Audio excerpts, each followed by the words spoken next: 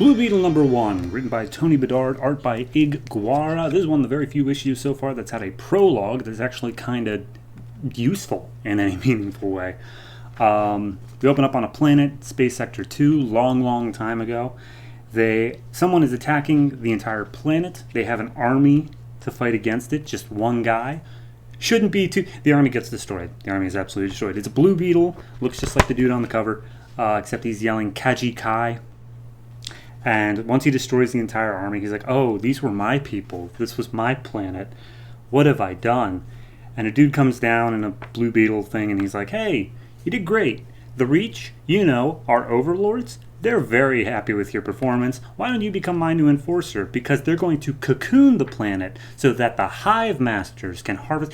They'll have a bug theme going on, if that wasn't clear. So they're firing off scarabs throughout the galaxy, which are like parasitic things that make people into Blue Beetles against their will. One scarab pops out right in front of a Green Lantern.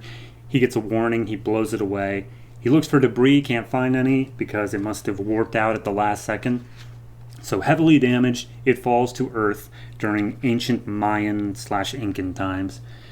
Cut to modern day. Prologue over, by the way. Cut to modern day.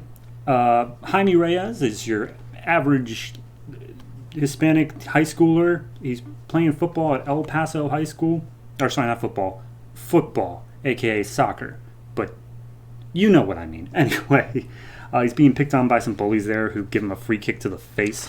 One of his friends, who I guess is a dropout named Paco, comes up and starts threatening the bully. The bully runs off, and he asks Paco what he's doing there because he doesn't go to high school anymore.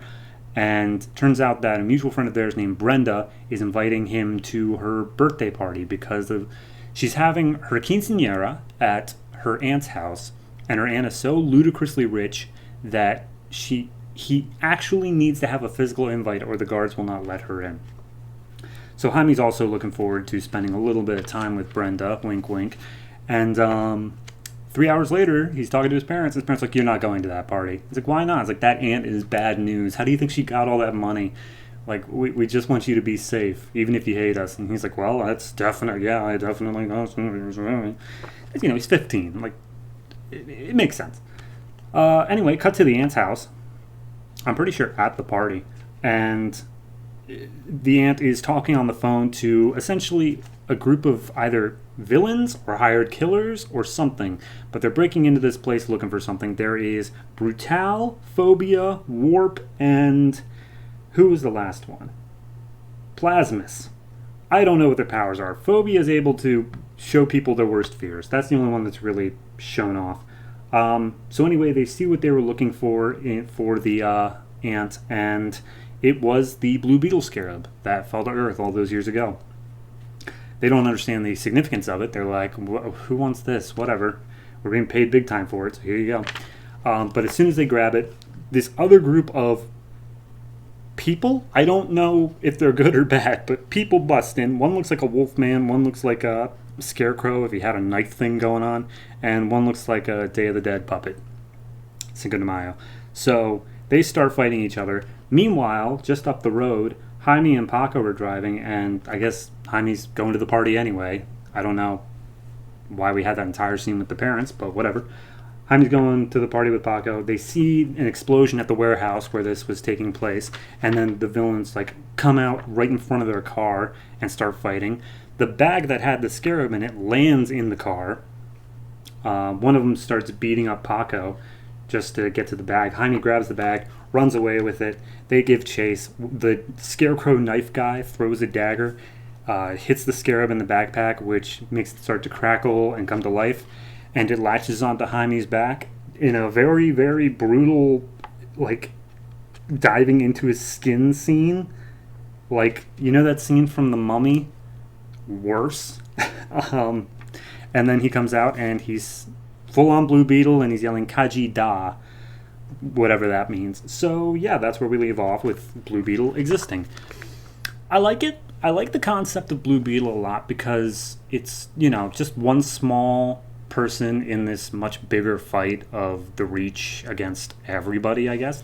He's an unwilling participant in the bad guy's scheme, and I like I don't know. That's a story that's not done often enough. I like that concept. Art is very good. It's pretty stock standard. There is a little bit of extra flair to it.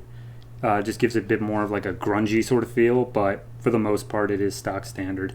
Writing wise, it's fine. The only critique I have is because it's set, Hispanic family in El Paso. They use a lot of Spanglish, Spanish and English, just mixed match, thrown whatever here. But the part where he's talking to his family, they have it be, I'll just say it, Lo siento mijo, pero there's no way I'm letting you go to La Casa de Amparo Cardenas. And it says, translated from Spanglish. No, my friend, that's still Spanglish. That's very straightforward, still Spanglish. And they just continue like that the whole way down the page, where it's like, okay, I'm picking up on the general vibe of what you're putting down, but I'm also kind of unsure as to what you're saying.